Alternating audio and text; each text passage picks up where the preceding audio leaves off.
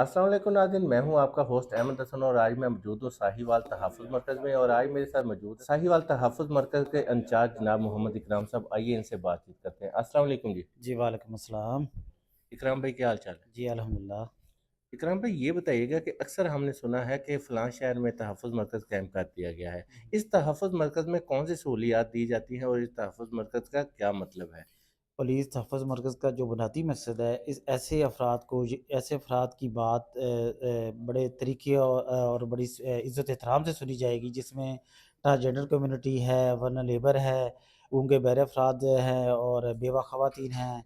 और ऐसे ख़वातीन और बच्चे जो जिनसी तशद्दुद का शिकार हो जाते हैं, उनको उनकी बात जो है वो बड़े इज़्ज़त एहतराम से सुनी जाएगी और उनका ऑन द स्पॉट उनका जो है ना मसला जो है हल किया जाएगा। और तहफ़्फ़ुज़ मरकज़ का मकसद ऐसे स्पेशल पर्सन को जो है इनकी बात इज़्ज़त-ए-एहतराम से सुनना तहफ़्फ़ुज़ मरकज़ का बुनियादी मकसद है।